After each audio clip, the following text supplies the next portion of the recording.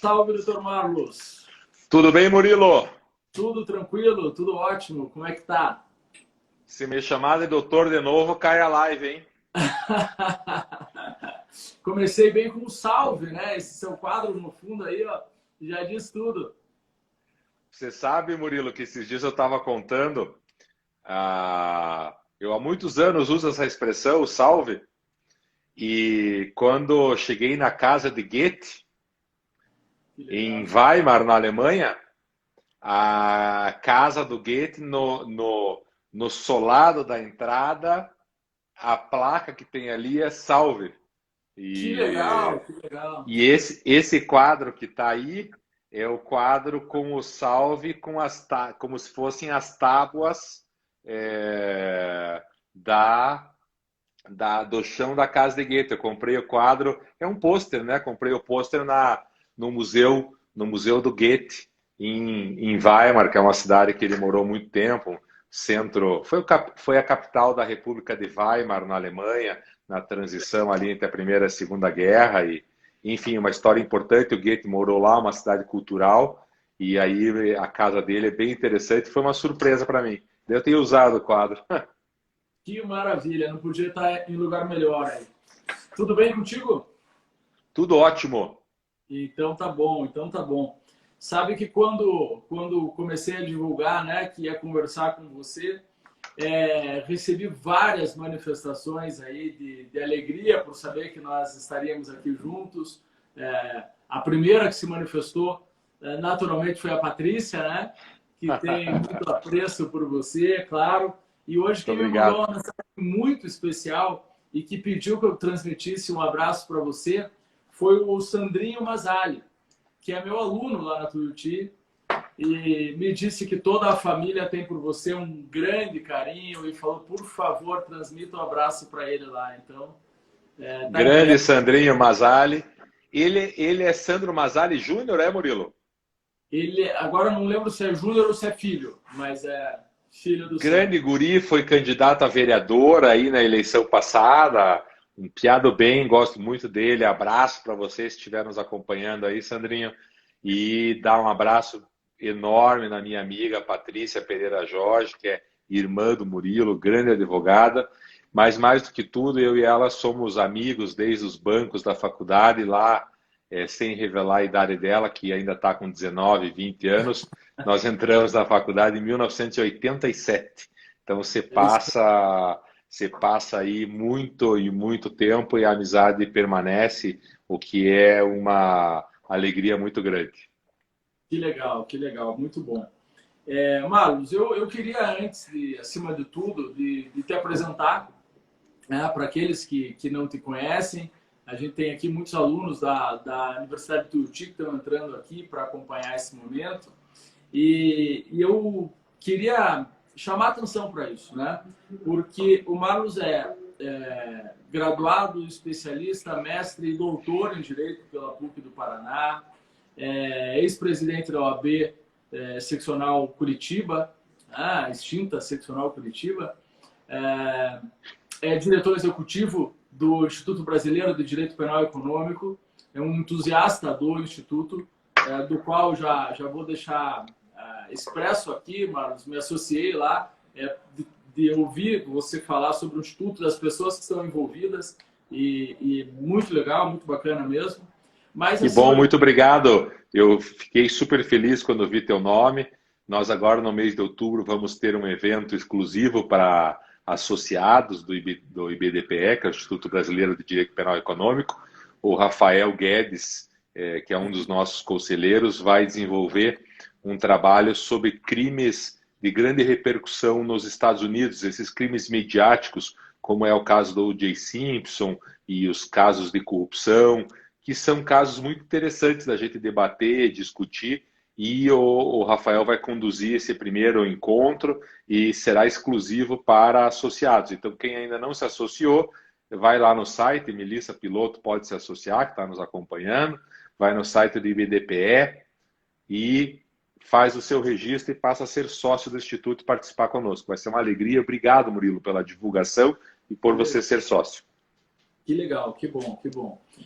Mas o que eu mais gostaria de chamar a atenção, Marcos, que mesmo com esse teu currículo, eu perguntei para você como é que você queria ser apresentado. E você me respondeu que queria ser apresentado como advogado, né? É isso mesmo. E aí, isso me chamou a atenção, porque, acima de tudo, você não é só um advogado dentre milhares de advogados que nós temos no Brasil, né? Você é reconhecidamente hoje um dos grandes advogados criminalistas do nosso país. A gente se orgulha de ter você aqui da nossa terra, né? Poder dizer que a gente Muito obrigado. E um grande orgulho para nós todos. E uma demonstração, acima de tudo, de humildade e de grandeza.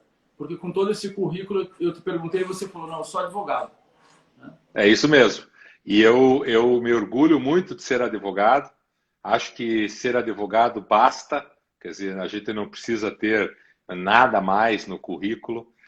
O advogado, especialmente nós que atuamos na área criminal, somos o único contato do preso com a sociedade, o único contato do preso com a sua família, a única porta do preso com o poder judiciário. Quando o preso nos outorga uma procuração, e essa é a essência da justiça criminal, nós estamos representando essa pessoa que está sob a custódia do Estado, mas sob a nossa responsabilidade. Por isso que o advogado tem um munus público, o munus público de falar em defesa desse preso, e isso se aplica também a todos aqueles que não estão presos, mas é uma função, como todos sabemos, prevista na Constituição, no artigo 133, como indispensável à administração da justiça. E nas segundas-feiras de manhã, Murilo, nós fazemos uma reunião no escritório, agora de forma virtual, e eu sempre digo aos advogados, especialmente aos criminalistas, que quando nós atuamos nos piores casos, naqueles casos em que a mídia nos massacra, em que a sociedade já condenou o nosso cliente, a gente precisa ter coragem de olhar para a nossa mãe, para aquela pessoa que nos reprova muitas vezes de fazer a defesa nesses casos e ter a coragem de defender esse preso como uma pessoa que tem direito a garantias constitucionais, a ampla defesa, ao contraditório. E esses dias eu estava falando com meu filho e disse a ele, até para ser condenado a pessoa tem direito a um advogado, para que o advogado exerça uma boa defesa e a pessoa receba uma pena justa. Então essa é a questão, a advocacia para mim é uma vida, é uma trajetória e é o meu estilo de vida mesmo. Então eu sou feliz sendo advogado. Que legal, obrigado pelo exemplo aí, acima de tudo, né? Muito legal. Eu que agradeço. Marcos, agradecendo também o convite, eu gostaria de conversar contigo hoje sobre o acordo de não persecução penal, né? Nós tivemos aí no início do ano a entrada em vigor da 13964, que surgiu para todos aí como um pacote anticrime, né? O termo, o nome, enfim, pode nos remeter aí a algumas conclusões talvez precipitadas, enfim. Mas uma das inovações desse pacote de inovações da legislação penal e processual penal é o acordo de não persecução penal, que deu, de uma certa forma, uma chacoalhada no dia a dia forense, né? Nos novos processos criminais, enfim. E eu gostaria de trocar uma ideia contigo e de saber aí, antes de tudo, qual a tua impressão sobre esse acordo, só para deixar claro para aqueles que eventualmente não sabem o que é o acordo de não persecução penal. Hoje ainda conversava com alguns acadêmicos lá que estão no 10º período, né, da faculdade, isso entrou agora, tantas inovações, vocês já estudaram aí o processo penal e agora já precisam se atualizar, nem saíram da faculdade e já precisam se atualizar. Então, apenas para linhas gerais, a possibilidade do sujeito realizar um acordo, aquele que a ele está sendo imputado a prática de um crime praticado sem violência ou grave ameaça, cuja pena seja inferior a 4 anos, realizar um acordo pré-processual e cumprir aí algumas obrigações e colocar fim à persecução penal. Qual é a tua percepção inicial, Mário, sobre o Instituto? Você é um entusiasta do Instituto? Acha que veio para melhorar? Acha que talvez não, né? Dentro dessa esquizofrenia do nosso sistema processual aí? Isso veio para ampliar o caráter coercitivo, para ampliar a defesa? Como é que você enxerga isso? O acordo de não persecução penal ele veio, como o Murilo disse, previsto na Lei 13.964, de dezembro do ano passado, o famoso pacote anticrime, um nome completamente equivocado. Para quem está nos acompanhando, é interessante perceber que não há uma lei a favor do crime. Portanto, também não vai haver um pacote anticrime, como se as outras leis fossem a favor do crime. Tem uma grande confusão na elaboração dessa legislação, essa legislação foi elaborada pelo Ministério da Justiça, à época coordenado pelo ex-ministro Sérgio Moro, é remetido ao Congresso como um pacote muito duro de reprimenda ao crime organizado, à corrupção especialmente, que está no atual momento como um foco de investigação criminal, como se nós analisarmos, hoje a corrupção é mais grave que o homicídio, que é dos crimes, sem dúvida nenhuma, o mais grave.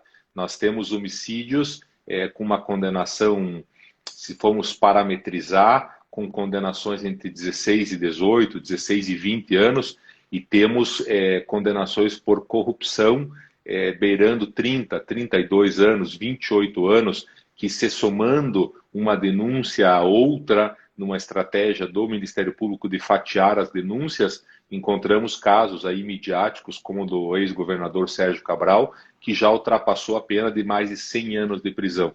Nesse momento de combate, então, à corrupção de forma muito violenta, muito forte, através de uma legislação, se buscava um pacote nesse sentido. Esse pacote chega ao Congresso Nacional, já à época na luta ali do Centrão, com muita investigação sobre aqueles membros do Congresso, uma pressão muito grande das milícias, que hoje são, de certa forma, parte do governo atual brasileiro, infelizmente, e naquela confusão de um dos filhos do Palácio do Planalto, nós tivemos uma devolução desta lei, e esta é a Lei 13.964, em que, ao invés de um endurecimento do sistema, acabamos tendo mais garantias processuais. Vale dizer, por exemplo, o juiz de garantias. O juiz de garantias está hoje suspenso por força de uma liminar que foi concedida primeiro pelo ministro Toffoli,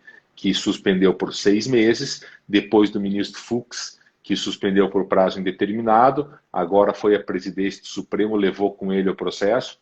Não acredito que nesse mandato seja julgado, mas o juiz de garantias é um exemplo claro de uma caminhada brasileira rumo a um processo penal verdadeiramente democrático, em que você tem um juiz para analisar as garantias na fase inicial do processo. Então, essa lei, diferente daquilo que previa o Ministério da Justiça quando enviou a lei, ela acabou retornando com mais garantias. E dentro disso, ela afastou, no foco da nossa conversa, Murilo, ela afastou o plea bargain, que era uma proposta forte que foi ao Congresso Nacional, e ficou com um acordo de não persecução penal, que cabe, como você bem disse, naqueles crimes cuja pena mínima seja inferior a 4 anos, que não tenham sido cometidos com violência ou com grave ameaça. Aqui registro sempre que a lei prevê que nos crimes contra a mulher não é permitido o acordo de não persecução penal, e ele estabelece condições como a reparação do dano, o pagamento de uma multa, a prestação de serviços à comunidade, a devolução do produto do crime e outras condições que o Ministério Público possa propor. E estipula a necessidade da confissão. Então eu vejo muitos problemas no acordo de não persecução penal. Se de um lado ele avançou no sentido de nós termos um sistema de justiça penal negocial, e a gente pode tratar disso na sequência, por outro lado, ele está na prática, nesses 10 meses agora de prática, ele está se tornando um cumprimento antecipado de pena. Porque a pessoa confessa que não deveria fazer, repara o dano, paga uma multa, presta serviço à comunidade e com isso tudo ela está, em verdade, antecipando a pena. Então tem o lado positivo na tua pergunta, que é, a meu ver, um sistema de justiça penal negocial que está se formando. E, de outro lado, ele tem problemas específicos de aplicação, que passam pela confissão, que a gente pode aprofundar esse problema, se for o caso, passa pela antecipação da pena, que é um outro problema. Enfim, aí são os detalhes dos problemas do acordo de não persecução penal. Você toca num ponto, para mim, talvez o mais sensível deles, que é a questão da confissão. Isso, eu quero ouvir bastante sobre isso. Mas é interessante também que você observa, né? Você inclusive usa esse termo, antecipação de pena, né? Então, embora a lei não fale em pena, fale em aplicação de uma condição que vai ser equiparada ou mensurada de acordo com a pena, porque reduzida de 1 a 2/3, mas a natureza é a mesma, né? A natureza, a essência, digamos assim, é a mesma. O que talvez difere o cumprimento da pena restritiva de direito, da prestação de serviço à comunidade, no caso de uma condenação para o acordo de não persecução penal, é simplesmente o registro do antecedente criminal, né? A pena do Exatamente. Exatamente. Você tem eu tenho dito exatamente isso, Murilo, que talvez o grande benefício do acordo de não persecução penal seja você não ter registro de antecedentes criminais. Quer dizer, se você fizer o acordo de não persecução penal e o cumprir, você fica sem antecedentes criminais. Vale lembrar também, para quem está nos ouvindo, você não pode fazer outro acordo dentro de um prazo de 5 anos. Então, eu sempre reforço que o papel nosso do advogado é um papel de extrema relevância para fazer uma análise se efetivamente faz-se necessário o acordo de não persecução penal. Um exemplo clássico disso, e faz parte desse sistema todo, todos nós aqui já fomos ao juizado especial, todos nós temos conhecimento do juizado especial, fazemos as nossas defesas no juizado especial, Lei 9.099 de 95. Está previsto lá no artigo 76 a 78 a transação penal, que nada mais é do que um acordo antes do oferecimento da denúncia pelo Ministério Público, nos crimes de menor potencial ofensivo. Como é que funciona essa audiência? Quer dizer, quem está nos ouvindo em Curitiba, quem está nos ouvindo no Paraná, quem está nos ouvindo no Pará, em Pernambuco, em Vitória, pouco importa, no Brasil inteiro é igual. Você chega lá para uma audiência de transação penal, tem no máximo um juiz leigo, quando não um estagiário do juiz, tem normalmente o Ministério Público não está presente o estagiário do Ministério Público, e o teu cliente te acompanhando com aquela preocupação de todos os clientes criminais de ser preso. Quer dizer, você explicou no teu escritório, na consulta, que não tem a possibilidade de ser preso nesse tipo de infração.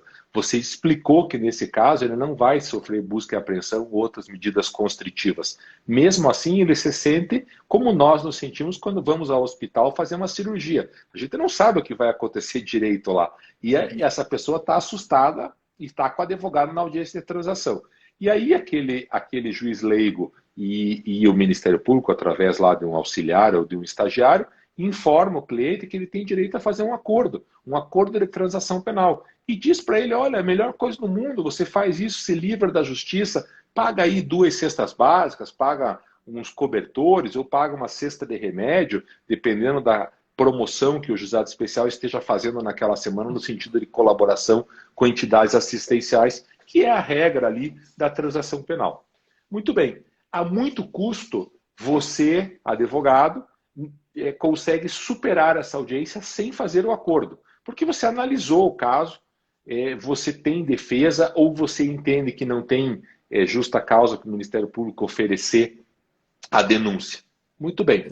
E você consegue, então, terminar a audiência sem fazer o acordo, que é difícil. Quer dizer, eu milito no juizado especial, o Murilo milita, quem está nos ouvindo milita, é uma dificuldade, porque o juizado te força a fazer o acordo. Você não fez o acordo. Qual que é o próximo ato? O próximo ato, o juiz remete os autos ao Ministério Público para que ele ofereça a denúncia. Ora, ele tem que oferecer a denúncia, porque ele propôs um acordo de transação. Não raras vezes, o Ministério Público não oferece a denúncia. e informa ao juiz que não ofereceu a denúncia por ausência de justa causa para o oferecimento da denúncia. Então vamos lá. Se eu não tenho justa causa para o oferecimento da denúncia, por que que eu vou fazer o acordo? Então o Ministério Público tinha que ter agido com boa-fé, com lealdade processual e ter estudado os autos antes para ir para a audiência de transação penal e informar na audiência que não vai fazer o acordo porque não é o caso do oferecimento da denúncia e arquiva o processo. Mas não, o Ministério Público prefere manter sobre a cabeça do cidadão aquela foice, uma pressão para que aquele cidadão se sinta acuado e muitas vezes o advogado não se dá conta disso, vai fazendo o acordo. E isto vai acontecer exatamente igual no acordo de não persecução penal. Quer dizer, o acordo de não persecução penal é quando o Ministério Público entender que não é o caso de arquivamento, mas antes da denúncia, ele oferece um acordo de não persecução penal. Você, de boa fé, sem estudar o caso direito, teu cliente preocupado, vai lá, confessa, aceita o acordo, quando na verdade poderia ser que nem houvesse denúncia. Então, o papel do advogado, Murilo, é um papel fundamental nessa análise. Não do acordo de não persecução penal, mas na transação, mesma coisa na suspensão condicional do processo, que é previsto no artigo 89 da mesma Lei 9.099, e agora no acordo de não persecução penal. Quer dizer, eu tenho visto muitos entendendo que esse acordo é uma solução para todos os problemas, mas não é. Tenho visto muitos colegas defendendo que essa confissão seria uma confissão que ficaria restrita ao início do processo, não podendo ser utilizada depois se o acordo não for realizado ou se o acordo for quebrado. Eu não acredito nessa hipótese. Enfim, tem que ser muito cauteloso na utilização do acordo de não persecução. Se você analisar como advogado que as provas são incontestáveis, que não há nulidade possível de ser arguida e deferida pelo judiciário, que não há prescrição a ser alcançada, aí você pode efetivamente analisar a viabilidade de que seja mais interessante você fazer um acordo de não persecução penal. É uma questão muito sensível, né? Especialmente porque a possibilidade dessa confissão não ser utilizada depois, ela não me parece muito razoável, porque ela ocorre dentro dos limites também do contraditório, embora com outra finalidade, dentro dos limites do contraditório. Então penso também, e acho que isso os tribunais vão ter que definir, né, os contornos do acordo de não persecução penal, mas concordo contigo, muito difícil que essa confissão não sirva depois para uma eventual instrução do processo. Lógico. E você veja a dificuldade, Murilo, que nós temos hoje a maior parte dos processos, evidentemente, em andamento. Então, o que aconteceu? Se firma uma corrente majoritária já, que entende que a norma da Lei 13.964 tem um caráter misto, não é só material, não é só formal, e, portanto, ela se aplica a qualquer fase do processo. E o acordo de não persecução penal poderia ser feito a qualquer tempo. Alguns defendem até, e eu não concordo, que seja feito após o trânsito em julgado. Mas você tem, então, casos em que já está em instrução processual e o juiz determina ao Ministério Público que se manifeste sobre a possibilidade de um acordo de não persecução penal. E determina que a defesa se manifeste se há interesse no acordo de não persecução penal. Se a defesa, neste momento, antes da denúncia, na instrução, em qualquer fase do processo, diz que tem interesse no acordo de não persecução penal, ela está dizendo, a grosso modo, que ela é culpada, porque ela vai ter que confessar. Quer dizer, o advogado, ao receber a intimação e informar o juiz que tem interesse no acordo de não persecução, ele está dizendo, sou réu, confesso. Mesmo que isso não seja verdade formal no processo, mesmo que se aceite, essa intenção de não seja um aceite, isso é o que entra no intelecto do juiz, no intelecto do Ministério Público. E se nós temos, como fala sempre Alexandre de Moraes, um jogo, dentro desse jogo você demonstra a tua maior fraqueza, que é dizer, eu estou apto a confessar. Então, eu tenho orientado e discutido isso com os colegas, como você, que quando for o caso de se manifestar, sempre se manifeste de maneira genérica, não dizendo que tem interesse, mas dizendo que quer conhecer a eventual proposta do Ministério Público, que quer marcar uma reunião, mas não de que tem interesse na realização do acordo de não persecução penal. Isso por quê? Porque tem o problema da confissão. A Associação Brasileira dos Advogados Criminalistas ingressou com uma ação direta de inconstitucionalidade. Essa ação direta tramita no Supremo, discutindo justamente a questão da confissão para que seja declarada inconstitucional a confissão no acordo de não persecução. A confissão não é necessária na transação penal, a confissão não é necessária na suspensão condicional do processo e a confissão sequer é necessária na colaboração premiada. Se os fatos descritos contra um colaborador não forem verdadeiros, ele não deve e não irá confessar aqueles fatos. E mesmo assim pode ser um colaborador indicando outros fatos. Eu, inclusive, participei de uma colaboração nos anos de 2016, em que dos 4 fatos descritos na denúncia, o colaborador confirmou 3, indicou outros, mas um quarto fato ele comprovou no acordo que isso não era verdadeiro. Portanto, ele não tem a obrigação de confessar sequer a colaboração premiada. No acordo de não persecução penal não faz nenhum sentido a lei trazer a questão da confissão, porque ela não exigiu isso em nenhum momento dos outros acordos. Só faz sentido se a gente falar em antecipação da pena. E aí o acordo de não persecução penal deixa de ser um instrumento de despenalização e passa a ser um instrumento de exercício do poder estatal de condenar sem processo. Inverte completamente a lógica. Não desconheço, e isso aconteceu nos acordos de colaboração que eu fiz, que existem processos em que a defesa não tem saída. Quer dizer, a investigação policial cada dia mais se aprofunda, e acho que isso é necessário. Cada vez mais os tribunais rechaçam as teses de nulidade. Por quê? Porque as investigações são feitas de forma mais adequada, e aqui eu me refiro à situação específica de crimes econômicos, em que você tem uma investigação bem feita e uma dificuldade grande daí da defesa atuar, e com penas muito altas, possivelmente. Então, a colaboração passa a ser, eu defendi isso na minha tese de doutorado, um instrumento legítimo de defesa. No acordo de não persecução penal, nos que eu até agora aqui no escritório pude assistir, e naqueles que conversei com os meus colegas, em nenhum deles eu achei que fosse vantagem, achei que era apenas um cumprimento de pena, vi o Ministério Público sem nenhuma intenção de negociar, assisti um Ministério Público com um poder estatal de poder rei,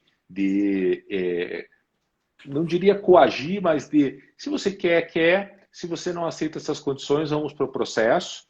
E não é assim que acontece uma negociação. Uma negociação penal, ela não se trata de um contrato de adesão. Ela não é um contrato de seguro, ela não é um contrato de contratação de plano de saúde, de compra de carro, em que você assina e não tem como modificar as cláusulas. Os acordos são acordos, verdadeiramente. As partes têm que sentar na mesa para negociar.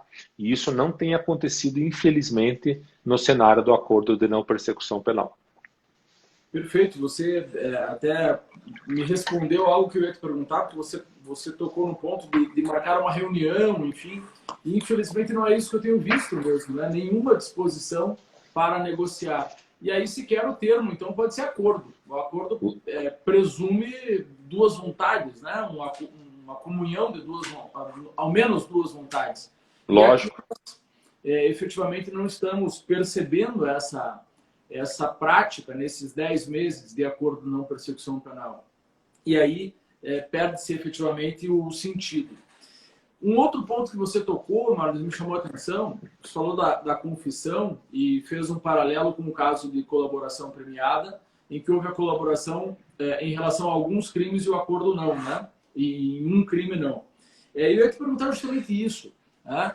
Até que ponto nós podemos pensar num acordo de não persecução penal também fatiado, né? Vamos dizer assim, o sujeito é investigado por 2 crimes, por exemplo, e aceita fazer o acordo de não persecução penal em relação a um só. Deve o Ministério Público aceitar isso, desde que a soma das penas mínimas efetivamente não ultrapasse 4 anos, né? É legítimo que se faça o acordo de não persecução penal em relação a um crime e permaneça em relação ao outro? Nunca tinha pensado nessa hipótese. Interessante. Eu não consigo, assim, de pronto, enxergar a vantagem para o investigado fazer o acordo em apenas um. Se isso for possível, não vejo vantagem dele fazer o acordo em um crime e não fazer no outro. Diga. Me permita te trazer uma situação hipotética, né? Vamos lá. Imaginemos aqui uma denúncia por 2 crimes, por um estelionato e uma apropriação indébita, né? Então a soma das penas mínimas não alcança 4 anos. Nós temos aí a soma das penas mínimas 2 anos. Se o investigado faz o acordo de não persecução penal em relação a um crime, em tese seria cabível a suspensão condicional do processo em relação ao outro. E ele não teria digamos, uma antecipação de pena em relação ao outro e tampouco a obrigação de reparar o dano, enfim. Aí uma questão, me parece, processual interessante que pode ser pensado. Eu até alteraria a questão para o seguinte. Tem uma vedação legal dele não poder... ele não pode ter sido beneficiado nos 5 anos anteriores num acordo de não persecução, numa transação ou numa suspensão condicional do processo. Então, ele fazer um acordo de não persecução penal num tipo e uma suspensão no outro, ele não consegue por conta dessa vedação. Mas, na tua hipótese, ele poderia, então, trabalhar com a pena de um único tipo, o que poderia ser extremamente vantajoso para ele, pensando alto aqui, se ele contar que não vai ser condenado à pena mínima. Mesmo assim, eu continuo entendendo que não tem vantagem para isso. A lei não veda. Quer dizer, se a lei não veda, é uma hipótese que a gente pode tentar construir na prática.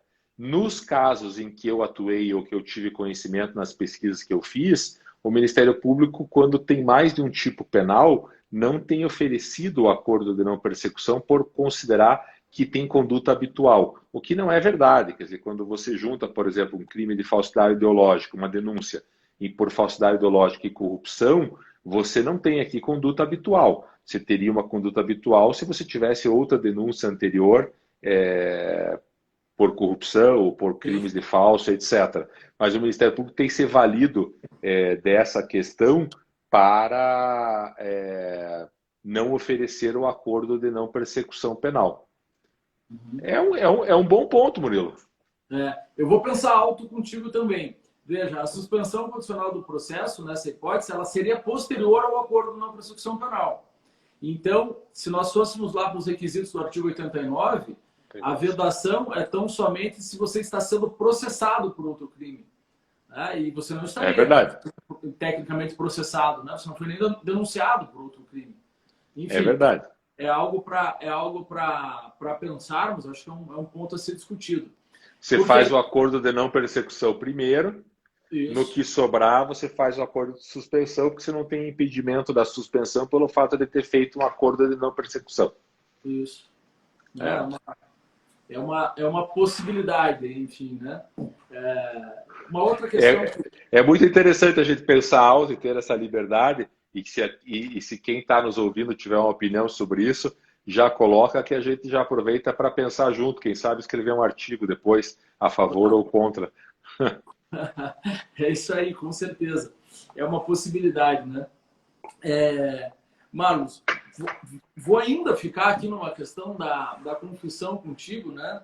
Porque nós tivemos algumas situações aqui no escritório que causaram estranheza por entender o Ministério Público que não havia uma confissão consubstanciada, especialmente em crimes de trânsito, quando o sujeito se nega a fazer o bafômetro. Então, eu queria te perguntar duas coisas. Né? Primeiro, qual é o momento dessa confissão? Essa confissão precisa ser dentro do inquérito ou o sujeito pode, no inquérito, permanecer em silêncio ou até negar o fato e depois de concluída a investigação, o Ministério Público teria que chamar esse sujeito para um acordo de não persecução penal mediante uma nova confissão, enfim. E os limites dessa confissão. Por que eu te digo isso?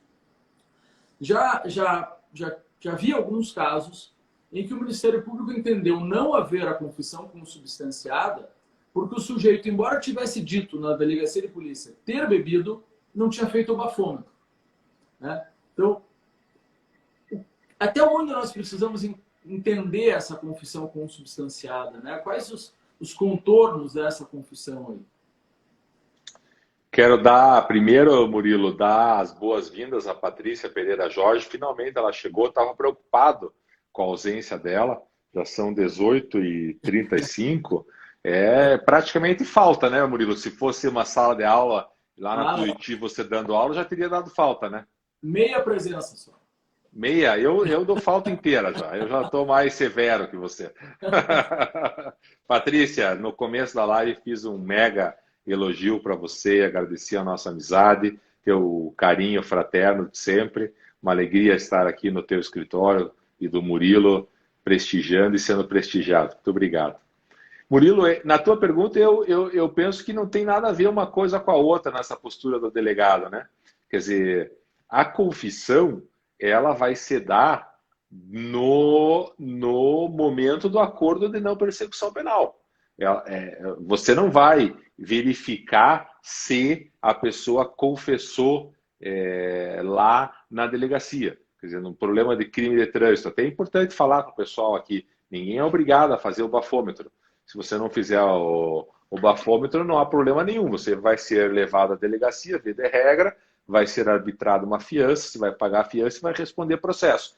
A fé pública do agente, que vai dizer que você estava com sinais de embriaguez, e, enfim, tem toda a discussão aí dentro do crime de trânsito. Agora, o fato dele, neste momento, não ter feito o bafômetro, neste momento não confessar, não tem nada a ver com o acordo de não persecução penal, que vai ser oferecido ou não pelo Ministério Público antes do oferecimento da denúncia, ou, na hipótese do processo já estar caminhando, quando a lei entrou em vigor, no decorrer do processo.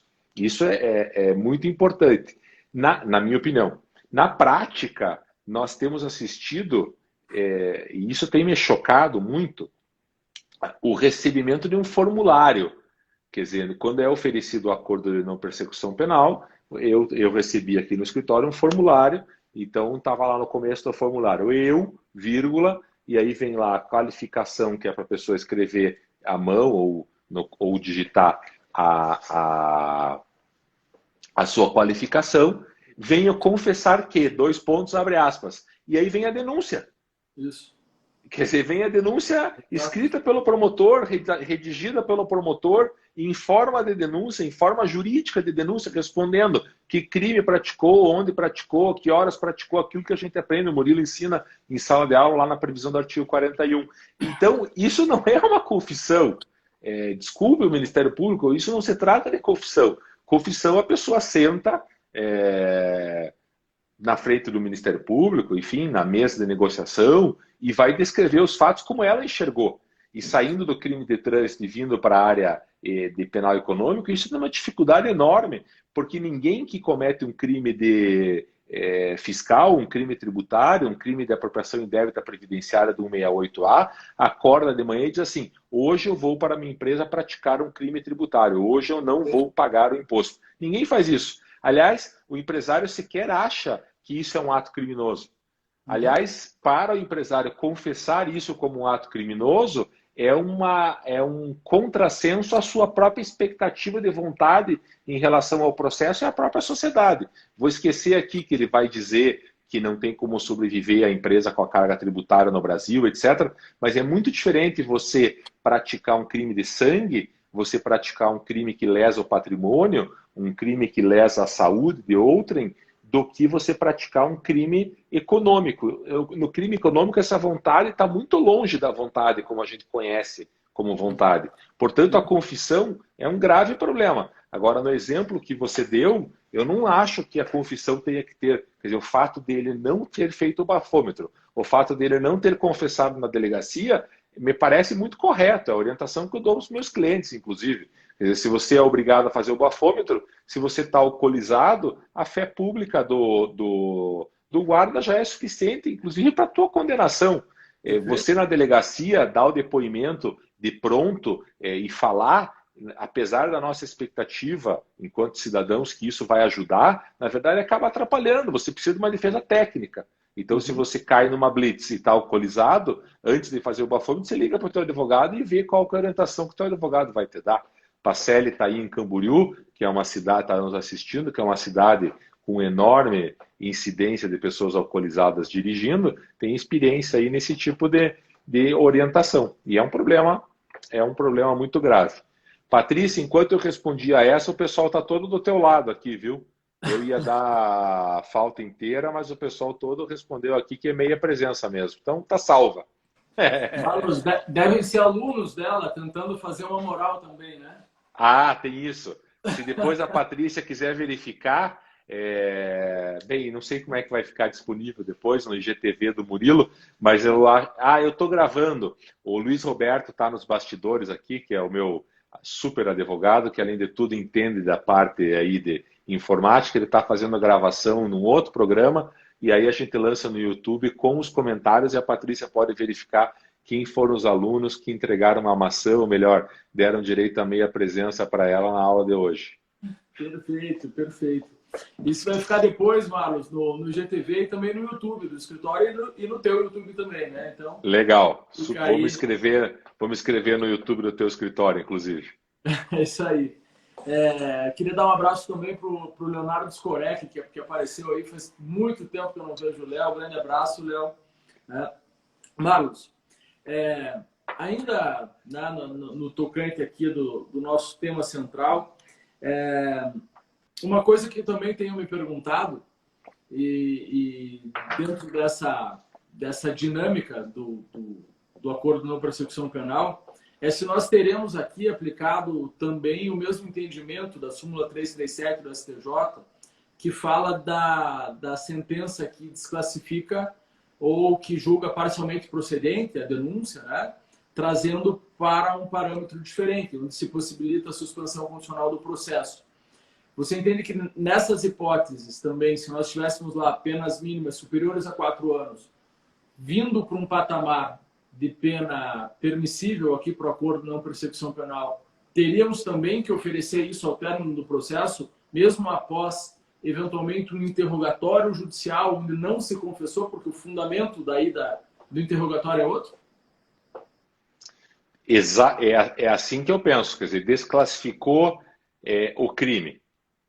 O crime passou a estar dentro do critério de pena que cabe ao acordo de não persecução penal. Ele pode realizar um acordo de não persecução penal.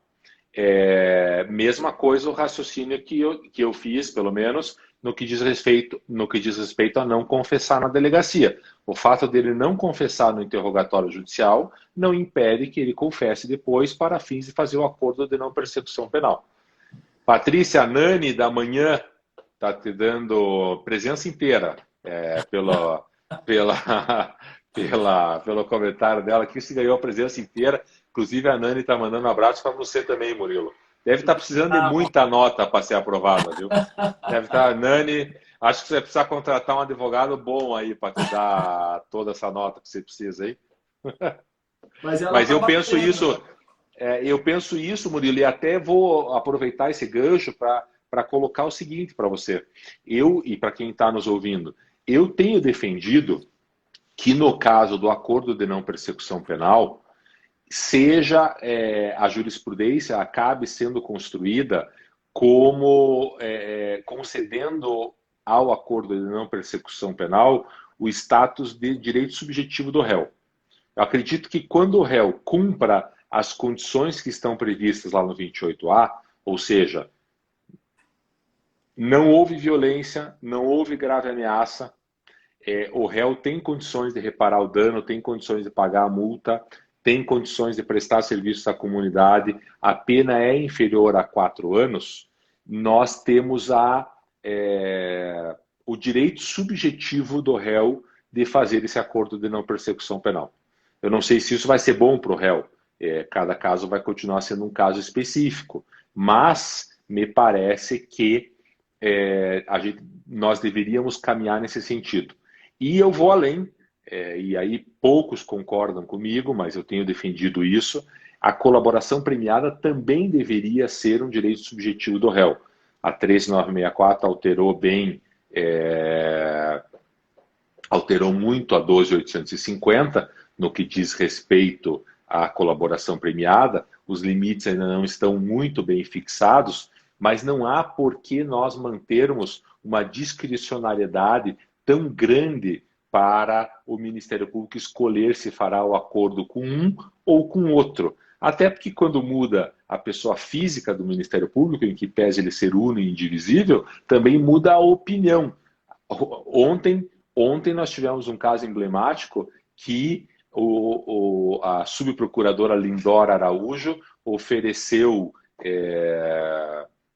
denúncia contra um deputado federal e agora ela própria fez um parecer dizendo que não há provas para o oferecimento da denúncia que ela ofereceu. Ou seja, é o primeiro caso em que nós antes tínhamos um Ministério Público contrariando o outro e agora temos um Ministério Público contrariando ele próprio. Então, se você tiver um direito subjetivo de fazer o acordo de não persecução penal, tiver um direito subjetivo de fazer um acordo de colaboração premiada, se cumpridos os requisitos, é a parte que decide se quer, não é mais o Ministério Público que usa o poder discricionário. Me parece que isso seria um avanço democrático no nosso processo penal. Sem dúvida, concordo contigo. E aí te pergunto, já dentro desse contexto, qual seria o remédio, né? Se o Ministério Público, preenchidos os requisitos, não promove, se vencida a etapa lá do parágrafo 14, se não estou enganado, que fala da remessa, né, para a Procuradoria, se também vencida essa etapa, o habeas corpus seria o caminho mais adequado? Pois é, esse é um ponto, nós já temos na pesquisa que estamos fazendo aqui no escritório, nós já verificamos vários habeas corpus discutindo justamente isso. Quer dizer, o que o Murilo está nos contando é o seguinte: o Ministério Público não ofereceu o acordo de não persecução penal, seja pelo motivo que for, você tem interesse de fazer o acordo de não persecução, portanto, você está ciente que você vai confessar que da forma como está hoje você vai cumprir uma pena antecipada, mas ok, você quer, você recorre para o órgão superior do Ministério Público, não é para o órgão judicial, é para o órgão superior do Ministério Público. Eu tinha uma expectativa de que essa resposta demorasse bastante, pelo contrário, a resposta tem sido muito rápida, questão de menos de 15 dias, pela pesquisa que nós estamos fazendo, é tudo muito recente ainda, e o Ministério Público, via de regra, também tem confirmado a manifestação do Ministério Público de primeiro grau em informar que não há, então, interesse de fazer o acordo de não persecução penal. Para quem está assistindo o Murilo e está no 10º período, já aprendeu. No processo penal tem um único recurso, que é o recurso de sentido estrito, artigo 581, e as hipóteses expressas do recurso de sentido estrito. Não cabe recurso de sentido estrito, cabe apelação quando for sentença que finaliza a decisão final do processo. Se não é apelação, se não é recurso de sentido estrito, não tem outro recurso. Embargos de declaração não é o caso, agravo só em execução penal, portanto, nos sobra a hipótese de um habeas corpus. E muitos advogados entraram com esse habeas corpus e eu ainda não alcancei resultado nesses habeas corpus que eu estou pesquisando. Imagino eu que a jurisprudência, em sede de habeas corpus, vai se posicionar contrária à possibilidade de obrigar o Ministério Público a fazer o acordo de não persecução penal. Tua live está tão prestigiada, Murilo, que está presente o Guilherme Lucchesi, que é o presidente do Instituto Brasileiro de Direito Penal Econômico. Guilherme, hoje eu não precisei nem fazer merchan, porque quando eu cheguei aqui o Murilo já tinha feito, já disse que inclusive tinha se associado e já fez a maior propaganda, então depois manda um livro, uma revista. Aliás, vamos mandar 3 revistas para você, Murilo, uma para você e 2 para você sortear aí para os teus alunos. Puxa, que mandar bom. Mandar mais uma para a Nani, 4. A Nani, que precisa de nota, já fica com uma revista também. Isso Né? mesmo. Nani, me cobra aí no Instagram. Melissa Piloto tá me dando uma notícia aqui, Murilo, que eu não fazia ideia, que você é sobrinha do tio Dico, grande amigo meu. Grande tio Dico, isso mesmo. Tio Cela. Um grande abraço para ele. Esse é um cara maravilhoso, viu? Cara maravilhoso. Grande, grande, grande. Saudade dele. Infelizmente, essa pandemia nos distanciou aí. E eu queria aproveitar um gancho, por isso que eu subi a pergunta aqui, Murilo. O seguinte, o Antônio Fernandes, 629, fez um comentário excelente. Fé pública de um agente não habilitado para fazer diagnóstico de embriaguez não deveria servir para nada. Além de eu concordar com isso, vamos além, Antônio. Você imagine que em boa parte dos crimes nós temos como testemunhas apenas a polícia militar que fez a prisão. Quer dizer, se você pegar os crimes envolvendo, via de regra, negros, pobres, prostitutas, minorias, índios, quer dizer, se você pegar a grande população que está encarcerada, que não tem condições de contratar advogado, que é atendida pelos escritórios modelo das faculdades, pelos defensores públicos, por um esforço hercúleo de alguns advogados, esse pessoal tem contra si uma única prova, que são o depoimento de 2 policiais militares que fizeram a prisão via de regra desse pessoal. Isso é uma ofensa gravíssima a qualquer princípio constitucional que você possa imaginar que está lá elencado no artigo 5º. Quer dizer, o policial que prendeu não pode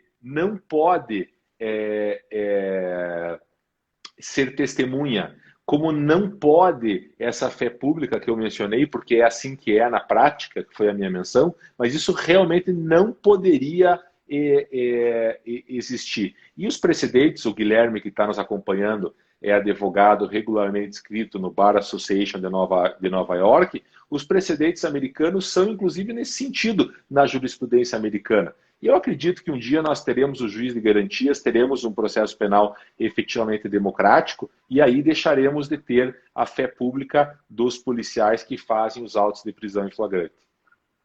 Desculpe, eu saí um pouco do assunto, mas queria ter aproveitado.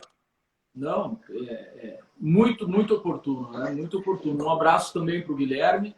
E se o livro, inclusive, a ser sorteado for do Guilherme, sensacional também, hein? Porque eu tenho aqui e tenho usado muito, viu?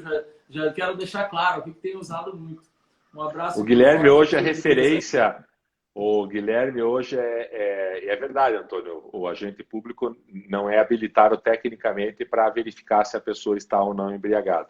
O livro do Guilherme hoje é a referência nacional e ele tem sido requisitado no Brasil inteiro para falar sobre a cegueira deliberada. Quem sabe você possa fazer já aí uma live, uma dica de uma live aí com o Guilherme, porque é fantástico esse tema. E eu vou fazer o seguinte, hein, Murilo? Não vou nem sortear o livro. O livro que eu estou falando é uma revista do Instituto Brasileiro de Direito Penal Econômico. Legal. Quem está nos assistindo e quiser uma revista, eu vou dar uma para cada um, contanto que marque e me avise no Instagram. Mas depois eu vou conferir se a pessoa está aqui. Não vale vocês contarem para quem não está assistindo, que daí vai faltar a revista.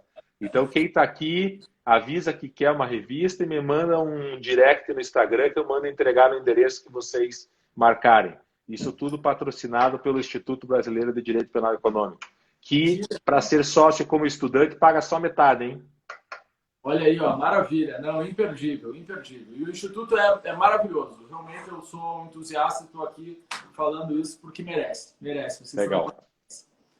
Marlos, muito obrigado. Eu queria te agradecer demais o nosso espaço aí. O Instagram tem esse formatozinho aí de 1 hora, né? Então a gente está chegando ao momento final.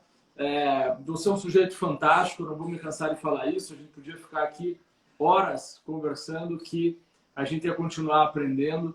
Então eu queria te agradecer demais. Um abraço para todo mundo que esteve conosco. Dizer que foi um grande privilégio.